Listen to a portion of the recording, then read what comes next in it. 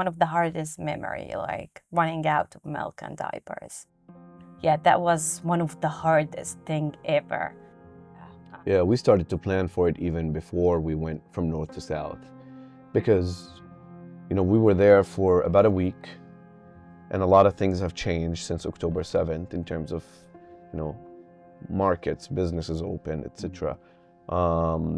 Because nowhere was safe, so everything shut down basically. So if you ran out of flour, if you ran out of milk, if you ran out of rice, that's when you'd go to the market and try to find stuff.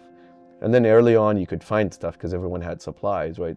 Things was normal, but then eventually, you started seeing things run off the shelves. This is while we're in the north. That while everyone is still in their homes, they have their stash of food and etc. And then that's when we started noticing, okay, the milk issue is going to be a big problem for us and everyone else.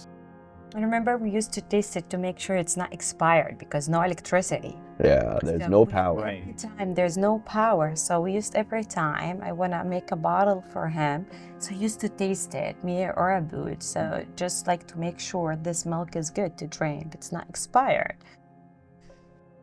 And even when things were going, when you could tell that supplies were running out, you're something like that. You're even in a moral conflict where you could buy all the 20 boxes. We certainly can afford it, but that means that no one else has any milk, right? Mm-hmm. And that was kind of a tough balance that, in the grand scheme of things, is nothing, right?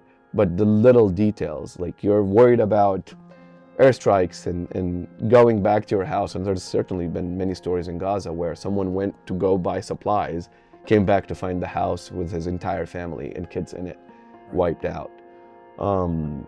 But it's those little things, and this is obviously at the early days of the war. This is before going south. Once we went south, that's where supplies started becoming extremely hard to find. All the 27 days was hard for us, but there is some memories. It's not forgettable. Like I can't forget it. So one of these days, it was like when we had to move from north to south, when we found out actually we have like the Israeli army, they said like we have to evacuate the whole Jabalia camp. So Abood went to his sister to help them to pack and move. And Abood left all the passport and the backpack and his backpack with me. And we were thinking like he's gonna come back to my house and then leave together. At this point, we lost phone signal, yes, and telecoms were blacked out. We lost the phone signals, and I couldn't actually call him or contact with him.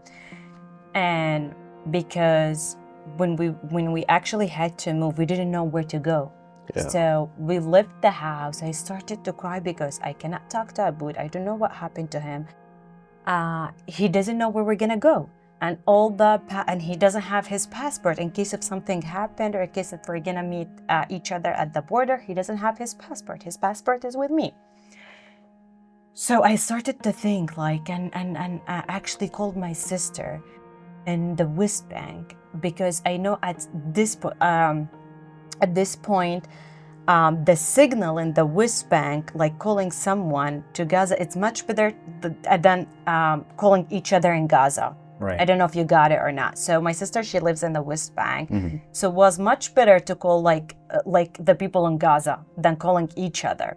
So I told my sister, can you please call Abood, keep calling him and tell him we're going to this point, meet us to this point. And she actually kept calling him until she reached out to him and told him where to meet us. And this is what I'm telling you, that was like for almost like half of the day when I tried to reach out. And can you imagine that, like not reaching to Abood with Yousef as a mom by myself and without him, and all the bad things started to came up to my mind, things like if something happened to him or that was a hard day for us. That was a hard day, losing actually contact with Abood.